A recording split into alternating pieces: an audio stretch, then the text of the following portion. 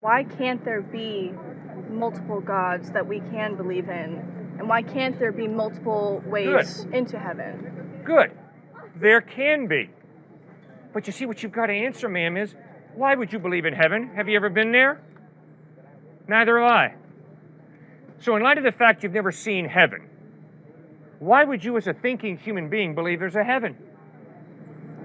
I mean, why? Through the Christian faith, is there not the communication that if you do live by the faith, you are forgiven, you go to heaven? Yes, but ma'am, my being convinced that I'm going to heaven is based on one thing: the trustworthiness of Jesus Christ. Because I've never been to heaven. So I don't know if there's a heaven or not from my experience. And I can promise you, Austin is not heaven. Okay? It's a very nice place, but it's not heaven. Right. Okay? So you see, ma'am, when it comes to heaven, you're going to have to trust somebody the same way I'm going to have to trust somebody. And the question is, why do you trust whoever it is you trust? So because Muhammad contradicts Jesus, and because Jesus contradicts the avatars of Hinduism, and because the avatars of Hinduism contradict Siddhartha Gautama Buddha, and because they all contradict Baha'i faith, you've got to be on the intellectual level of a cockroach if you say they're all saying the same thing. They're not, ma'am. They're contradicting each other. So either they're all wrong or one of them's right. And now you've got to study the Gospels for yourself, Matthew, Mark, Luke, and John, and you've got to ask yourself, does the evidence point to Jesus being the truth? And if it does, trust him. But if the evidence is that Christ is a liar, you'd be a fool to trust him. Do not trust Jesus if the evidence is he's a fraud, he's a hypocrite, he's a liar. Don't trust him. But if the evidence is he's totally reliable, if the evidence is he really did die and rise from the dead, then you can trust him, and he's the one who promises heaven to everybody who puts their faith in him.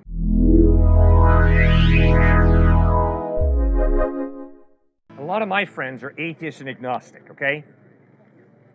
And here's something that my atheist agnostic friends have to acknowledge if they're being intellectually consistent. Because they believe there's no heaven, no day of judgment, that has big implications for now, today. And the implication is what you and I do with our lives is ultimately meaningless. Why? Where are Hitler and Mother Teresa if there is no heaven and no hell? Where are Hitler and Mother Teresa? The same place. The fertilizer pit. They're decomposing. Which means, ultimately, it does not matter whether you are Adolf Hitler II or whether you're Mother Teresa II, because we're all going to the same place, the fertilizer pit.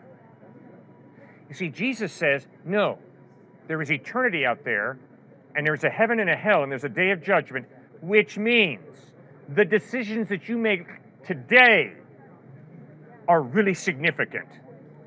They really matter. And you are really valuable, because God wants you to live for eternity with him in heaven. And becoming fertilizer is not God's plan for you and desire for you. Does that make any sense? Yeah, of course. What about slavery? Is slavery wrong? Absolutely yes. Does the Bible say it's wrong? Absolutely yes. Please tell me where. It starts in Genesis chapter 1. God created man in his own image. In the image of God he created him. Male and female he created them. It goes on to Exodus chapter 21, verse 16, where we read, if you kidnap someone and are caught either still possessing them or having sold them, you are to be put to death. Death penalty. Okay. Rules for treating your slave in the Bible. At no point does That's God right. say slavery is wrong. Oh, God says it's totally wrong. No. Just read the letter of Philemon. Paul writes to a slave owner, Philemon, I have met your runaway slave Onesimus in prison. I've led him to Christ. I want him to come back to you. Please accept Onesimus back, no longer as a slave, but as a brother in Christ. One Clearly. slave. Pardon? One slave was free. Galatians 3:28. There's neither slave nor free, for all are one in Christ Jesus. Why do you think William Wilberforce? Why do you think Frederick Douglass? Why do you think all of these different actors who were Christians led the abolishment of slavery? Why do you think they did that? Especially Frederick Douglass. He was a slave himself. He was beat endlessly. And yet he took the Bible and he said, we're going to go after this and attack slavery because of what Jesus Christ and No, Paul stood because for. we are more moral than the Bible. We're more moral than the Bible. Yes. Oh, so you yeah, do this have is an getting good. objective standard. No. Yes, you do. Not objective. You've just said we are more moral than the Bible. So you've made quite a judgment statement. Fine, I have no problem. You can make whatever statement you want to. But let's be real honest. You're not a relativist. You have just said we are more moral than the Bible, which means you have a standard, an objective standard of morality that the Bible falls far short of, but that you, with your moral superiority, do a better job meeting. It's a subjective moral evaluation, I think. You cannot live out moral relativism. It is impossible. Because you as a moral relativist, which you already acknowledged, are trying to pin us with this issue of, oh, does the Bible say that maybe slavery is right? You're appealing to a moral argument. You're not appealing to a moral relativism. You're appealing to an objective moral standard and saying, I can't believe this horrible book, the Bible, actually promotes slavery. Okay, good argument. Because slavery is not a good method for flourishing of Which humanity. is your relative definition of morality. Yes, it is. Exactly. Well, just don't get too committed to your position, because remember, it is relative. But exactly. Morality changes all the time. Okay. 2,000 years ago, it was fine to have a slave. Even 200 years ago, people thought it was fine to have a slave. We progress, right? Now it's not cool to have a slave. No, we don't anymore. progress. Yes, we did. No, we don't. We- What's the bloodiest century in the history of humankind? The 20th century. How about 42 maybe million just because by there's Stalin? more humans How on about Earth now. 37 million by Mao Zedong? How about 21 million by Adolf Hitler? How about 2 million by Pol Pot? The 20th century was the bloodiest, the most human beings massacred of any century throughout human history. We don't count God massacring a lot of people. Oh, really? When did that occur? Who did God I don't know. massacre? There's a story about a flood where he just decided, man, I don't like these people anymore. Let's kill them all. No, that's not true at all. Oh, sorry. He chose to judge people who had consistently done evil, and he judged them. And there's coming a day of judgment when he will judge all of us. And he does that because he's just, because he loves, because we hurt each other and rip each other off. God doesn't say, let's have coffee at Starbucks. It really doesn't matter if you murdered somebody or hated them or raped them. It's okay, I'm just loving. And what goes around comes around, so let's just la la la. No, he loves you, which means if he loves this man and this man hurts this man, he's going to judge him for hurting him. Why? Because he loves him. That's why. God is not a rogue. He's not a Scrooge. He's a loving being who is just. And I can promise you, if you think date rape is cool, you're going to be in trouble with God. And I don't care how much you justify it with moral relativism and, well, just, we just make it up as we go along. No, God says, you treat people as valuable human beings because they're not just hunks of primordial slime evolved to a higher order. They're human beings created in the image of God. You're a very nice guy. And I appreciate the way you dialogue with us. I really do. But that's all based on a view of personhood. Is to work together and not walk around killing and raping people. Yeah, but if raping people helps the human race propagate, according to your worldview, there's nothing wrong with rape. If we produce more babies by raping, that's good, according to your worldview. So just be consistent. I never said I believe in just having as many children as I want. I know you didn't say that. That's not... I find meaning in life somewhere else than raping people. Good. There's meaning, and I create my own meaning. Yes. And it's not by creating offspring. Okay. Okay, so I find meaning in, science and Good. conscious experiences. The meaning of your life is today. If you create the meaning of your life tomorrow exactly opposite, one is not right, the other's not wrong. It's all relative. I've changed my meaning many times. Good. Okay, now can you really live that out? If I say the meaning of my life is to love and respect this guy, and tomorrow I say the meaning of my life is to steal from him and to eventually murder him, are those both equally valid? To who? In reality. You see, the point is, if in reality it's all relative, then it doesn't matter whether I feed him a meal tonight or whether I murder him. It's my choice. Choice. Yes, Choice. but you're My gonna choice. We're going to put you in jail if you murder him. Oh, come on. Only stupid people get caught by the police.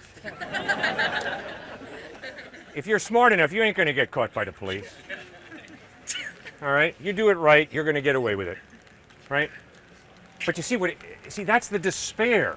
See, that's why Albert Camus, the great atheistic French existentialist philosopher, said, the only question we atheists got to answer is, why not commit suicide? I love Albert Camus. Yeah. Great guy. All right, so do I. And all I'm trying to press you to be is be as consistent intellectually as Camus was. And Camus points out, yesterday, l'étranger, right? A young teenage boy says, yesterday, mother died. Or was it today? Who gives a rip when mother died? Life is meaningless. And if mom died yesterday or today, it really doesn't matter. Because it's all meaningless. Life is absurd. But how do you explain the existence of evil and suffering? You bet. Very slowly, having to acknowledge I can't give you a complete answer. I do not know ultimately why God allowed evil, suffering, and death. But here's my first point. If you're an atheist or if you're an agnostic, what is your solution to the problem of evil and death? My solution to the evil The problem? solution. What is your solution to the problem of evil and death? If you're an atheist, if you're an agnostic. I mean, the solution for everybody is just to be as good as possible. I mean, everybody should aim for being good. True, according to their own definition of good, right? Becoming, own definition good, whether it's objective good from God or objective good from another source. Well, remember, the atheist or agnostic says either there is no God or I don't know whether there's a God. Yeah. So good is not defined by God if you're an atheist. Yeah. If you're an atheist, good is defined by your culture or by the power elite or by yourself or by majority opinion. It could be just defined as good, good just exists. Whether God or not. How can good just exist? Good could possibly, because I don't know if there's a God or not. Mm-hmm. But, I mean, if there is such a thing as a God that is out of time, like that is eternal, why Right. can't other concepts like good just Right. be out of time and eternal, just a thing that exists like God? Okay. Sir, good is an intangible value. You cannot see good. You can't see cannot- God either. Exactly. You cannot measure good, right? You can't measure God. It Good, could exist exactly. eternally, just like it could just be God. It could just be God. It could not be just God. It could just be the existence of good and evil that just exists in the world. But Okay, given here- a tri-omni God who's all-powerful and all-caring, why evil and suffering exists Right. doesn't make sense to me. Okay, good. You hang with me and we'll go. If he's as powerful Sir, and caring as he says. In order it to should understand goodness, there has to be a mind. This tree has no understanding of good. This cement has no understanding of good. See, good can't just exist. Because goodness requires definition. And it's an intangible value that you can't measure. You can't grab goodness. Which means you got to have a mind involved in defining what is good. stop. If we're going by that definition, then what is defining God? Okay, What we'll get to created that. God? We'll get to that. All the arguments you could give for God could also go for good, just as No. a general concept. It could Because just what I'm- exist eternally out of time, unmeasurable. No, sir. That's not fair. If God exists, God doesn't depend on anybody.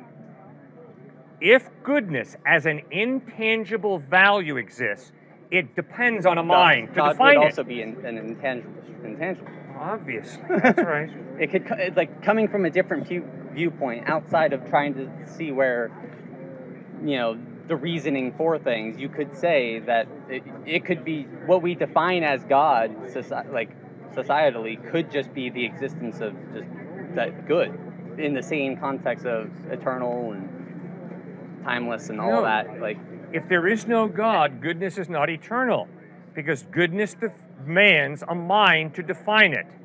then Which means?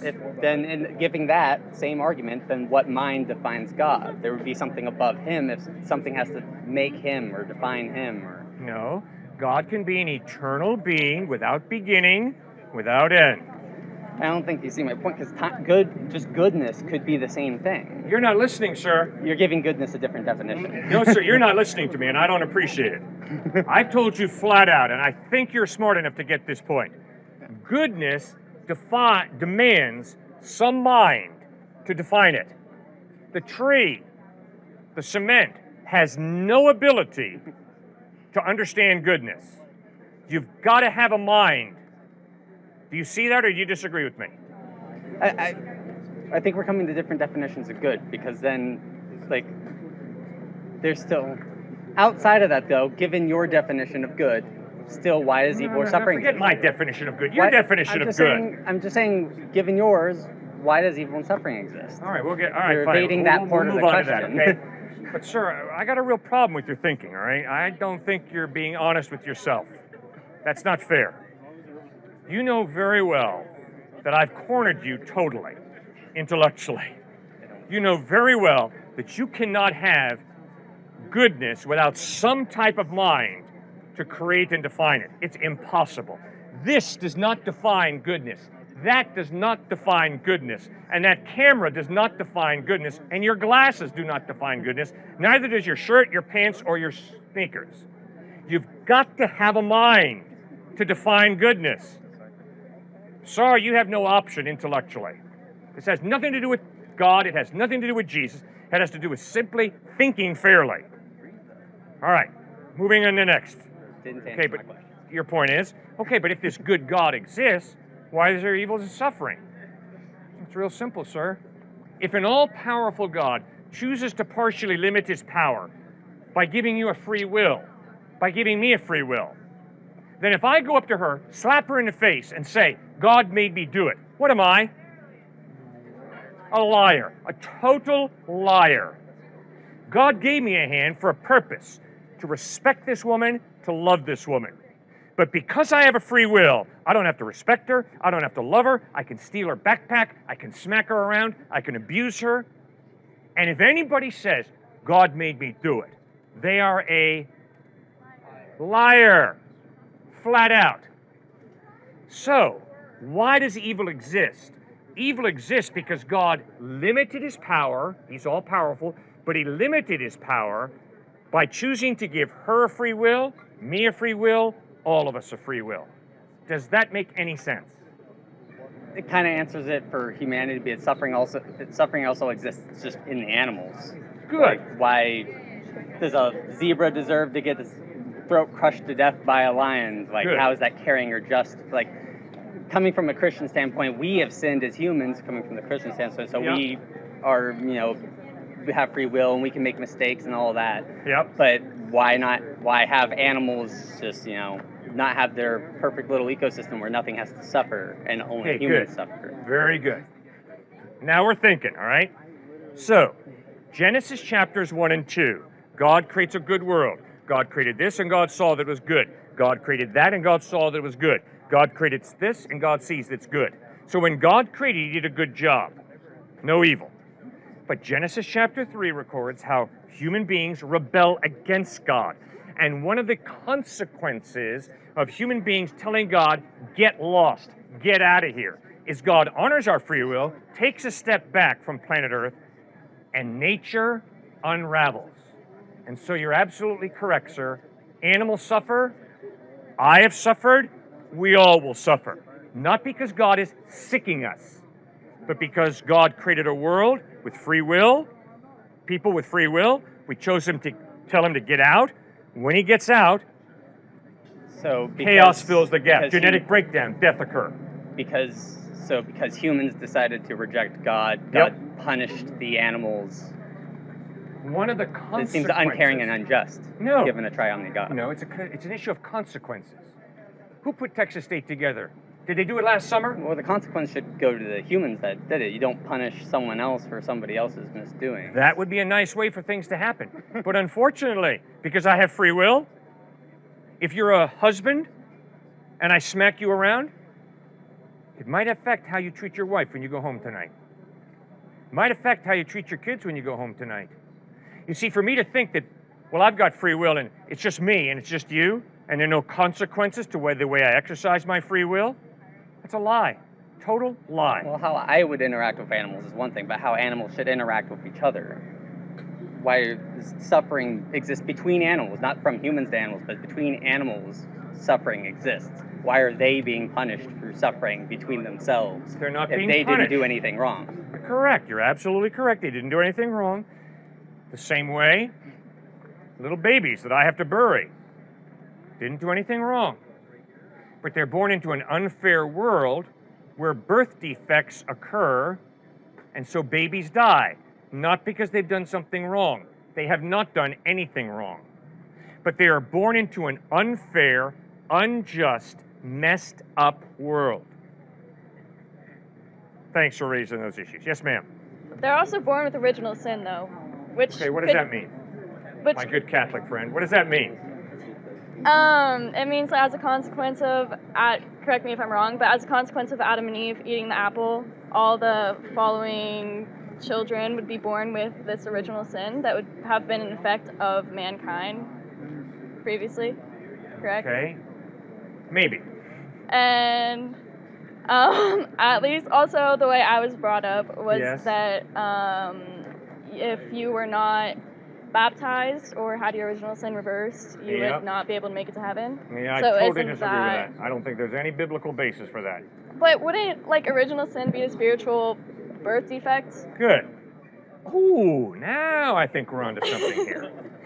Okay, so what on earth is original sin? Original sin is simply this. I am born with a readiness to sin factor. Doesn't mean that everything I do is evil. My atheist friends do a lot of good. They've got a conscience. But all of us have sinned. Every atheist, every agnostic, every Christian, Jew, Buddhist, Hindu, we all have sinned. Part of the reason we have sinned is because we're born with a readiness to sin factor. Let me give you an example. When I was 4 years old, I was in a sandbox playing, and my friend had the audacity to hurt me. So very naturally, I took up the metal truck, and I said, "Really?" Bam!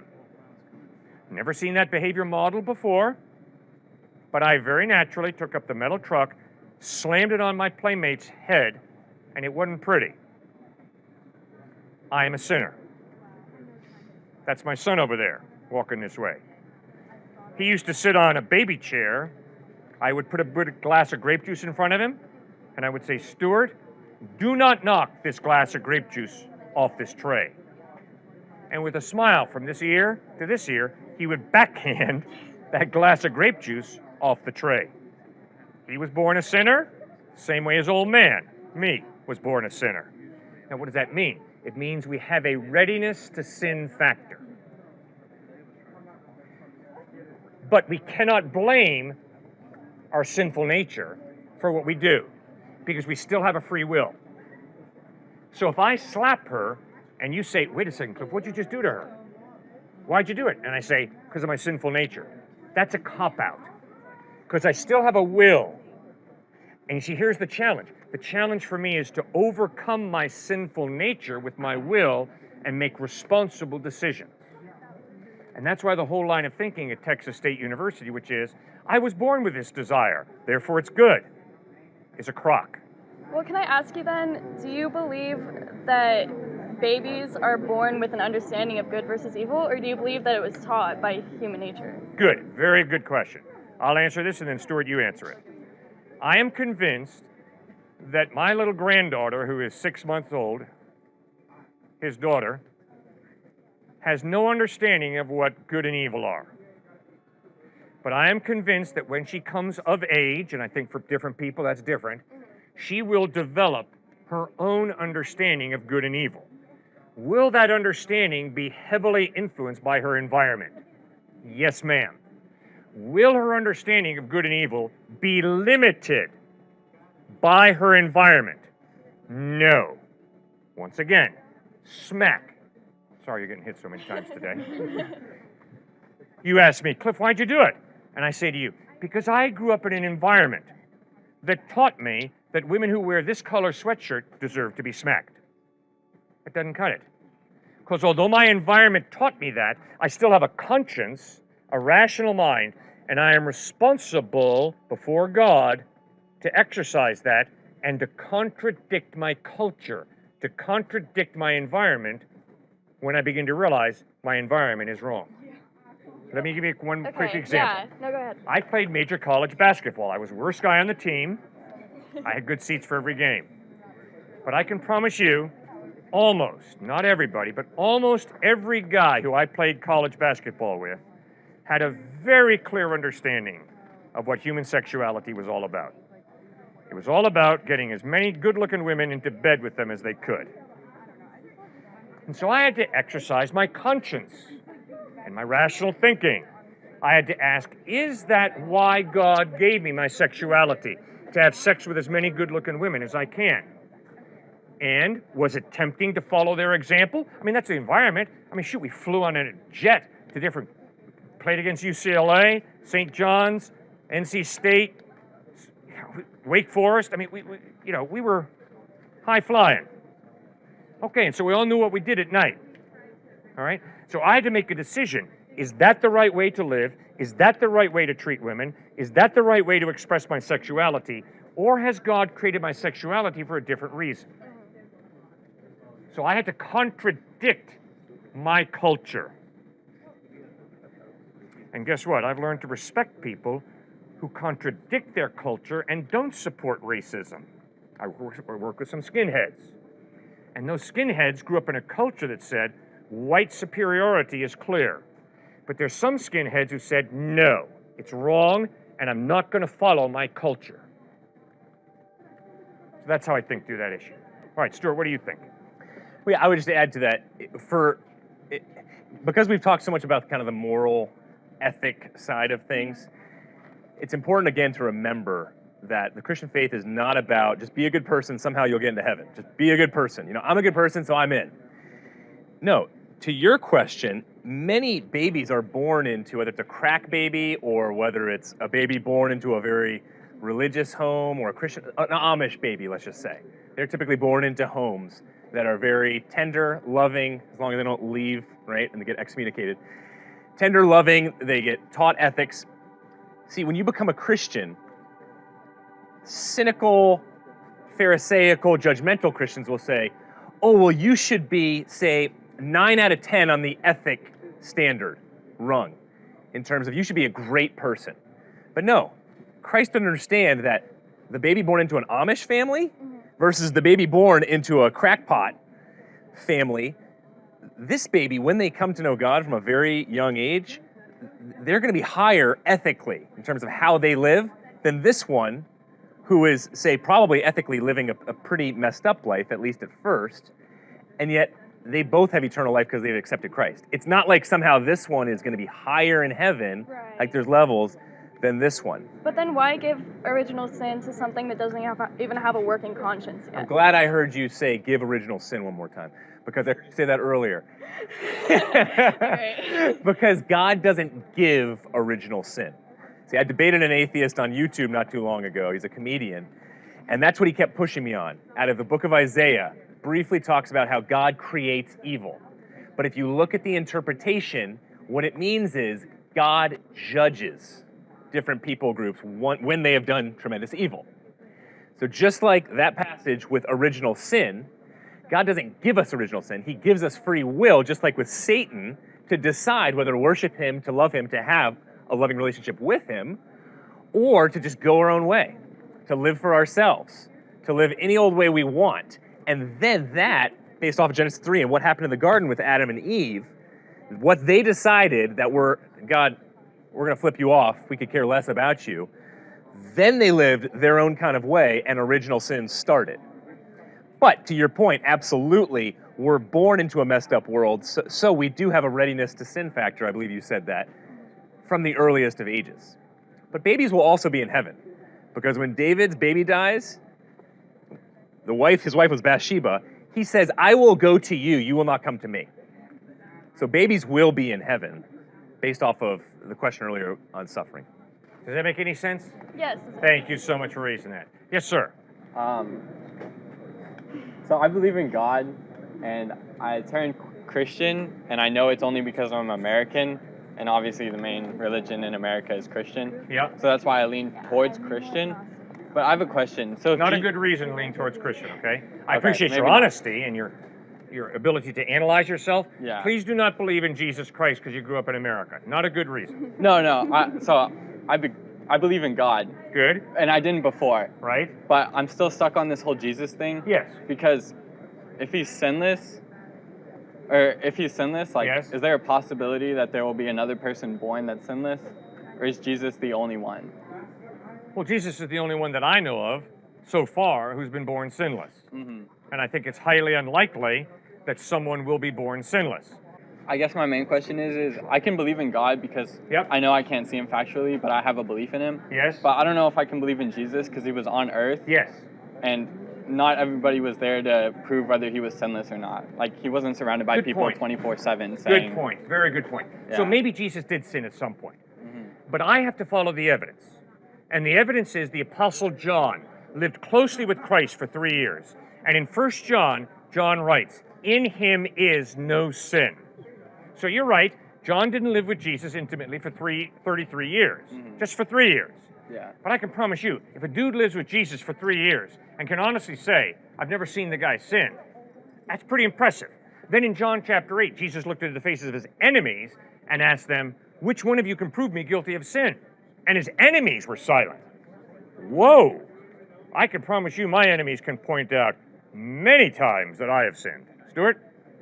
Tacitus, Pliny the Younger, Josephus, many of these external sources, he was talking about internal sources with the Gospels, talk about not so much Jesus. Jesus was talked about in a way where he was a magician, Josephus talked about, how he was nasty. But then other sources contradicted him, saying that he just hated Christianity. That's why he was saying that about Jesus. So I would look more so at his followers to talk about the sinlessness, because they were known for a few different things. One, against infanticide. They were pulling babies off of garbage heaps. Two, egalitarianism. They treated everybody equally. Three, they were made up mainly of slaves who were coming into the church. Fourthly, they were non-retaliatory. They were known in a very weird kind of way to actually not get revenge on other people groups, which was huge during that day. So I'd look at Christians as the evidence for Christ. Okay, now I like you a lot. So, You're being honest, so keep going. yeah, so maybe this is just like the belief part, but I have a hard time believing that part. Like, I can believe in God because I know I can never see it. We can never see God. Well, we can never see him, like, visually. Is that why you believe in God? Because you Huh? can't see him? No. I mean, I couldn't Good. get too deep into it, but it would take a long time. But I'm saying, like, just reading the book and believing that there was a human that did that, I have a hard time believing that. Like, a really hard time. Okay, but I'm pleading with you. You've got a good mind, sir. You articulate and think well. Now remember, you can't believe in God simply because you believe in God. You believe in God because there's evidence. A lot of it's common sense. Well, my evidence is that there is an objective truth. Good. And that from that, there is a good. All right. But I don't see Jesus in all that. I don't Okay, see all the right. equation of that. Okay, but remember, we're starting off then with defining faith. You don't believe in God simply because you believe. No. You believe in God because there's evidence that God exists, right? Yeah. Okay, excellent. Now just do the same thing with Jesus. Read the Gospels, Sure. Yes. and yes, it's going to be different. The evidence that God exists is not historical. It's philosophical. Right. You see order and design, points to a designer. You see a moral absolute, an objective moral, points to a moral lawgiver. Okay, you've got your evidence. Now, when it comes to Jesus, it's not going to be philosophical. Why? Because he claimed to be God in human form. But I like that, because that means we can historically analyze Christ. Which is why Paul writes in 1 Corinthians 15, if Jesus Christ is not risen from the dead, we're idiots for believing in him. Because the veracity, the truthfulness of Christ is based on his claim, I'm going to die and rise from the dead. Ooh, that was a big mistake, Jesus. What's the mistake? You gave us a way to verify you or falsify you. If you don't rise from the dead, you, Jesus, are a liar.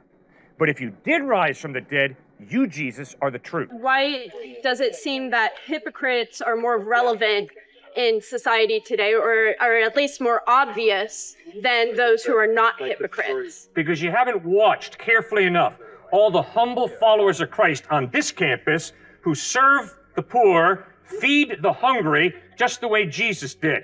You don't need me to tell you about Frederick Douglass and Harriet Tubman. Go out and watch the movie, Harriet Tubman, produced in 2019, about a black slave who escaped slavery, and then due to her faith in Christ, she went back south.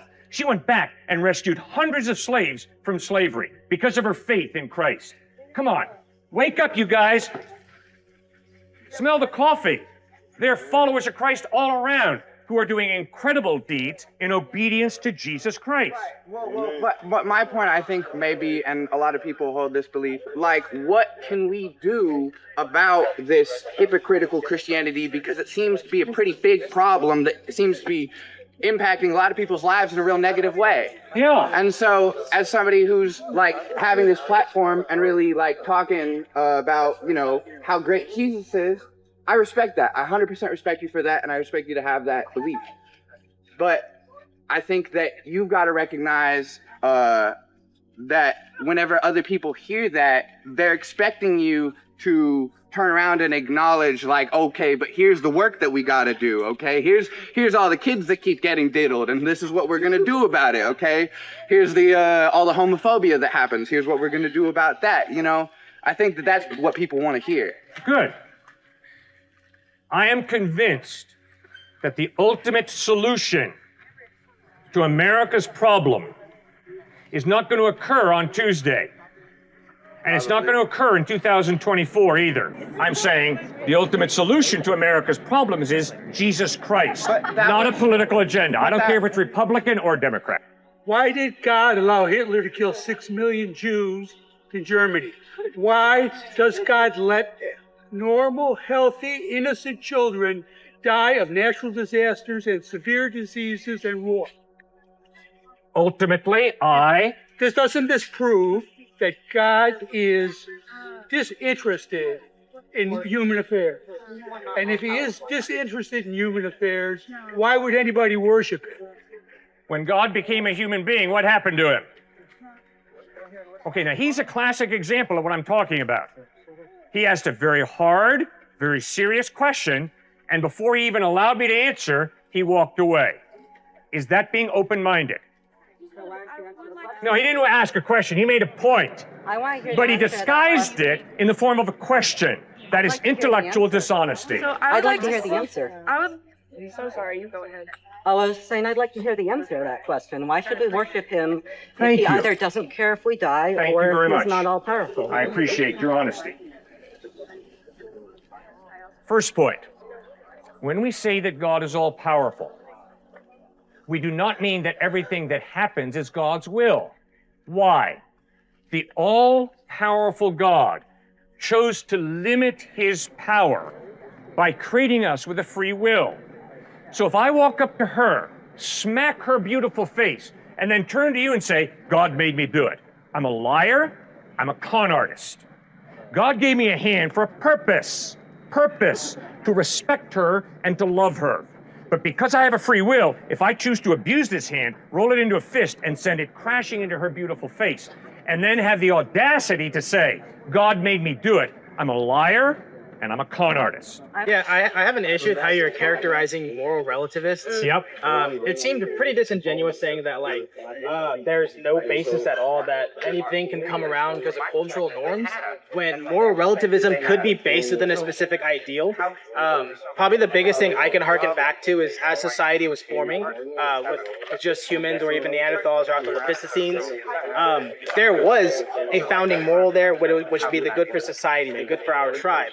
Now, that's obviously evolved pretty far from where we're at right now, but to say that a moral relativist can justify Nazi Germany, which a bad one probably could, but just as a bad Christian could inspire the Crusades to go kill a bunch of Arabs, you probably shouldn't be judging it based on just the bad apples, right? My simple point is, all of my atheist friends are good people. They want to do good, a lot of good. But they have no intellectual foundation for good versus evil. Because if there is no mind prior to the human mind, then it's the human mind that defines good and evil, which means it is relative, which means if this human mind defines good and evil one way, and this human mind contradicts her but defines it another way, She's not right, she's not right, she's not wrong, she's not wrong. If moral relativism is true, it is totally arbitrary, good and evil. It's like, do you prefer broccoli or asparagus? It's a taste, it's a prejudice. Do you prefer murdering people or not murdering people? It's a taste. The reason that you should believe in God is because you know that that's rubbish. And you can't live that way.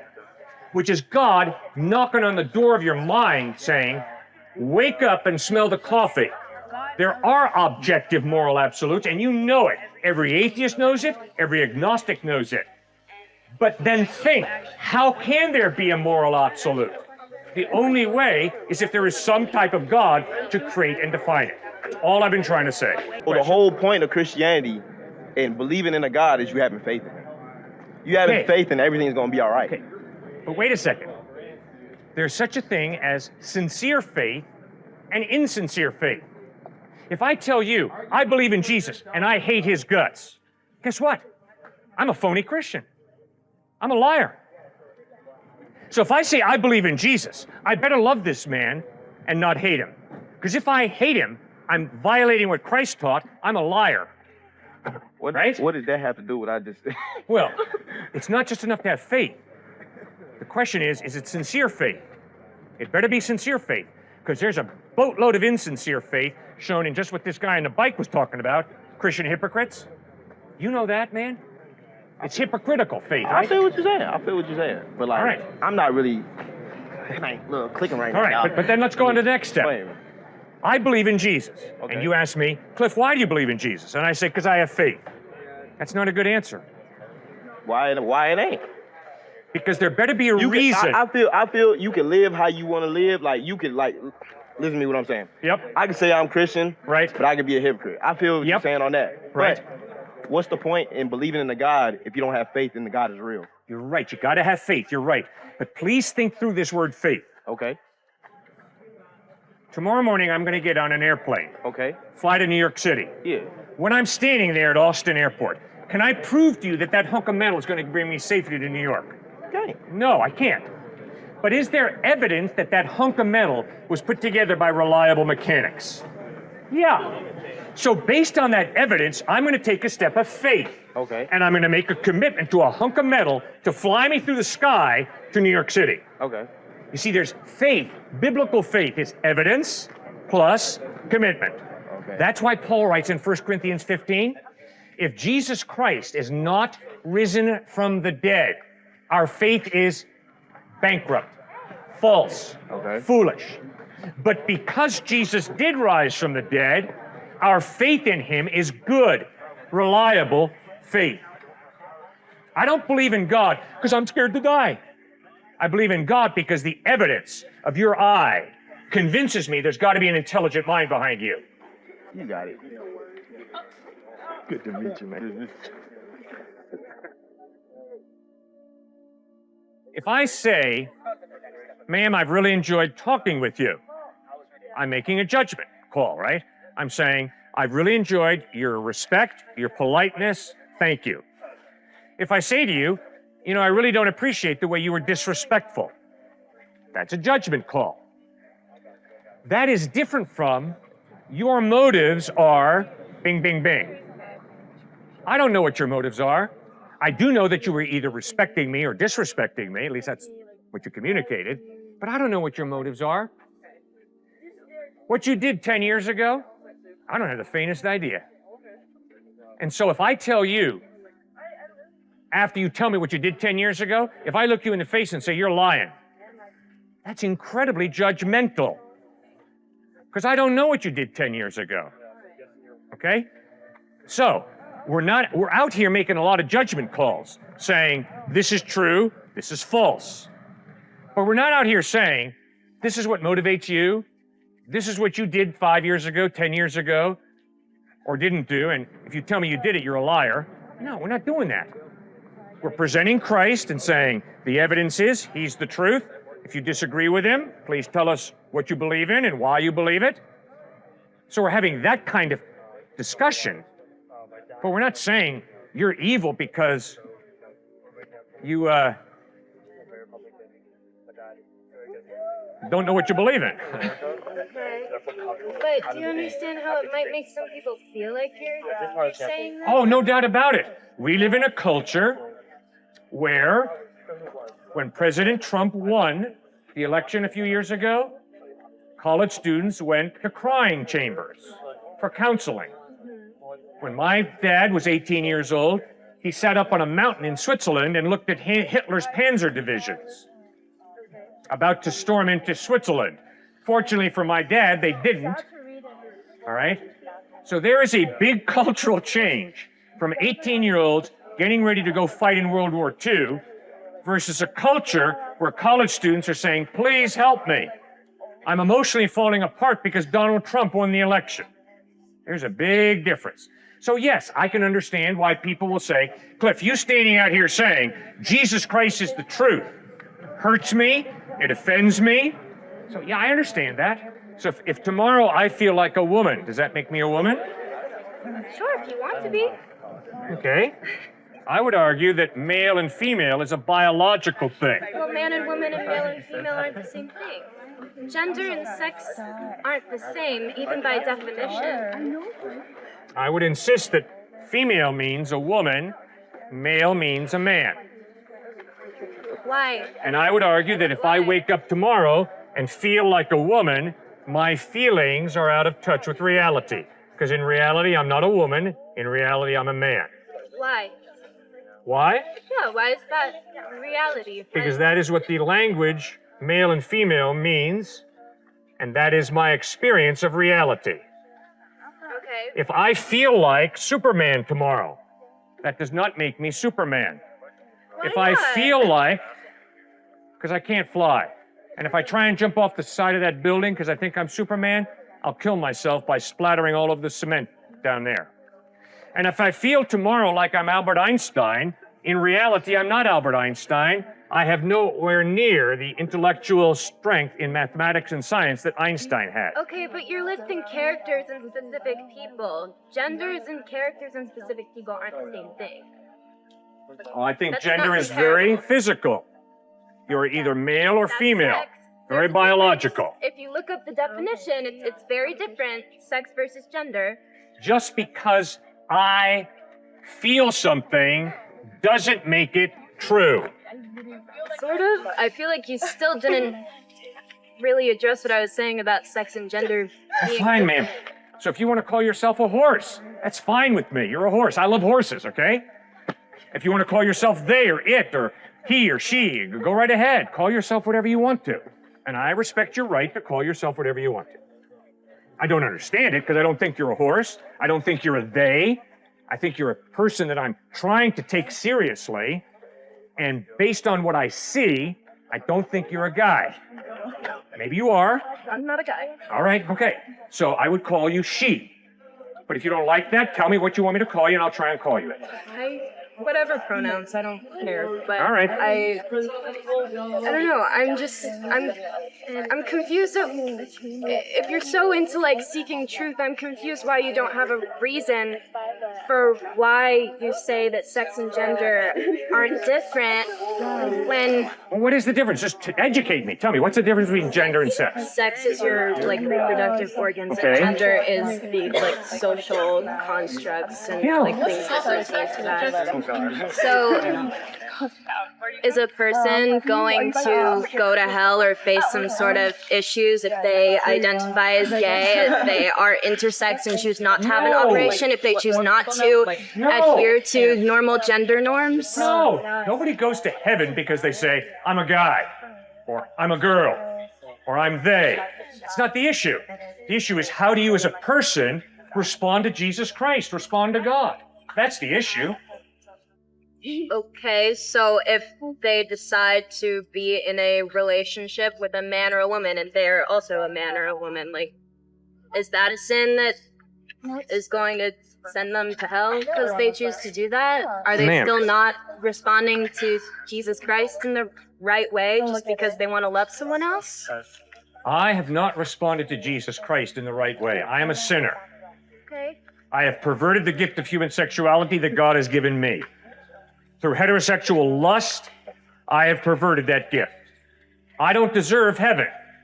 But God loves this sinner so much that he sent his son Christ to die on a cross to forgive me for my wrongdoing. I have put my faith in Christ, and he's forgiven me and given me eternal life. Now, just because someone has twisted the gift of sex differently from me doesn't mean that they don't need Christ just as much as I do. So the question is, are we willing to repent, ask Christ for forgiveness, and put our faith in him, or are we just going to go and rationalize our wrongdoing? I mean, it's not difficult for me to understand why prostitutes that I've worked among say, listen, Cliff, it's the best way for me to earn money. So I'm going to be a prostitute. I understand that. But I plead with them, that is not what God intended you to do with your beautiful body. So, why would I choose to be a follower of Christ? I choose to be a follower of Christ because I look at all the options that I'm presented with, and to be honest with you, ma'am, the options that I was presented with most starkly was materialism. I grew up in a very wealthy suburb of New York City, and it was very clear what God is. Your stock portfolio and your bank account. That's what's ultimately worthy of your worship. And if you don't make a lot of money, you are a loser. Secondly, I was presented with the option of hedonism. All of my friends did drugs and slept around. And they kind of made fun of me for not. So that, I had to seriously consider that as an option. It was right in my face. Another option I was faced with was atheism and agnosticism, because I had a number of professors who were atheists and agnostic, and they really tried to convince me that atheism or agnosticism was the way to go. So I looked at all those clearly, as I was able to, but I also looked at Jesus Christ, and I read the Gospels, and I began to look at my life, my experience of life, and my thinking, and my observation of other lives. And I became convinced over a long period of time that Jesus Christ was so superior to every other option. It's a no-brainer. A no-brainer. Then I began to speak on college campuses, and I began to realize, you know something, these professors are a lot more intelligent and a lot more educated than I am. So maybe they know something that I don't know. And so I began to ask very intelligent professors. We're talking MIT, Columbia, University of Pennsylvania, the Ivy League schools. We're talking about Stanford. And I would ask them two questions. The first question was, what are you living for? And the second question was, what's the evidence that what you are living for is true? And ma'am, the answers that I got to those two questions were scary. They were so poorly thought out. They were backed by almost no evidence. I became more and more convinced Jesus Christ is the truth. Now, if you don't understand what I'm saying, just listen to the people who've been challenging me out here. What people like to do is poke holes in Christianity, in Jesus Christ. Okay? Fair enough. No problem. But you see, here's the problem. The problem is, after you finish poking holes, you got to go home the same way I got to go home. You got to put your head on a pillow and go to sleep, and I got to put my head on a pillow and go to sleep. What are you living for, buddy? And what's the evidence that what you are living for is true?